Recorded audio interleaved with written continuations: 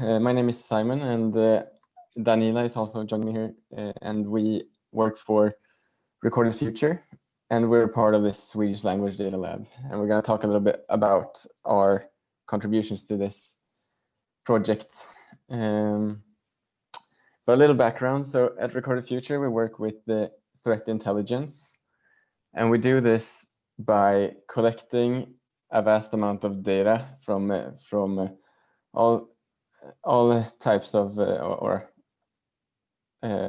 all different types of places on the internet, like dark web forums and social media, and like all over the open web as well. And we analyze this data and aggregate it to our clients so that they can use it to determine if there's a threat towards their brand or their customers or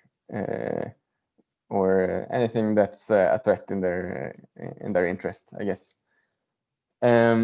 So we work with me and Danila and our team. We work with the NLP on a daily basis, doing all kinds of different NLP to do this analysis on the raw data that we collect.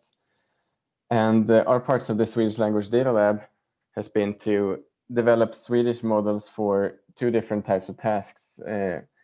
One is named entity recognition, and the other is sentiment analysis. And we're going to go into a bit more of detail on our progress in both of these tasks and our plans moving forward, and and also our process working with it. So yeah, I just want to start with the why, and Johanna already mentioned this, that we do this to provide some open tools for Swedish text analysis and to simplify the further development and usage of NLP in Swedish. And as she mentioned as well, Swedish is a relatively small language, and not a lot of people outside of Sweden would care to develop any models and data sets for Swedish. So we kind of have to take the responsibility on ourselves as NLP developers in Sweden to do this and to contribute with this to the community. So that's why we're doing this in this project. Starting off with named entity recognition, this problem means to find named entities in raw text, and the entity types that we've tried to extract is person, location, organization, nationality, religion, and title. Some examples here are going to be in Swedish throughout this presentation, but we'll cover everything in English as well, so we don't have to worry if you don't understand the examples we show. But the use cases for named entity recognition are really broad, and it's really your imagination that sets the limit for what you want to do with this. You could, for example, classify the contents of the text, and you can categorize text, for example, customer feedback. You can create content recommendation systems and so on. But getting this knowledge of which named entities are present in the text is really a big enrichment to the raw data. So I think this type of model is really fundamental for a lot of development in NLP in the language. So our process while developing this started with an annotation project, which was quite large. We had 3 annotators, which annotated at least 10,000 mentions per major entity types, which are organization, person, and location. And the amount of mentions you can see in the table on the right here. And we let these 3 annotators partially annotate in parallel so that we can get a score for their inter-annotator agreement. And then we also went through the disagreements and adjudicated those texts to make sure that our annotators agree with each other, and to make sure that we can refine our guidelines and the definitions that we have so that they're coherent throughout the project. So we're pretty confident that we developed a really good quality data set here, and that's really the kind of the fundamental thing in this model development. But so then we developed a model and evaluated this model as well, and we have currently trained a spacing model for this and gotten these scores and F1 scores. And if you can, as you can see, the scores differ a little bit depending on which entity type you measure it on. But in total, we get almost 83% F1 score, which is a score that we're pretty satisfied with at this point. We have some more work that we want to do for this project to see if we can bump up those scores even more. For example, use KB-BERT to train this is something that we have in our pipeline, and hopefully that will give us even better scores than this. But these results kind of made us satisfied enough to move on to the second part of the project, which was the sentiment analysis. And I'm going to let Danila explain a little bit what's going on in that project at the moment. Thank you, Timon. Yes, this is the second part of the project. This is an ongoing project, so we cannot show you results, but we can totally introduce our ideas and what's going on right now. So you might be familiar with the concept of sentiment analysis, and usually the polarity that people are interested in is positive and negative, and how can you can maybe guess from this warning that our domain is quite different, being also a threat intelligence company.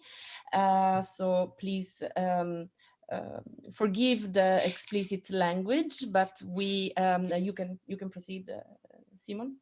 We are dealing with fear, anxiety in text, and also violence. And this is happening in a notation of Flashback Forum, Familja Liv, and Twitter. You can see here the examples for the non-Swedish speaker. One example of fear is, for the past year, I've been constantly worried about stuff. That a fire is going to break out, etc. Or for violence, I would F-word murder the person who did that, or just shoot them with a gun. You can see that in this second example for violence. This is not language which is appropriate for most forums. So let's move to the next slide. Why are we doing this? Let's say if you're familiar with sentiment analysis, you can imagine that it's usually used to review, to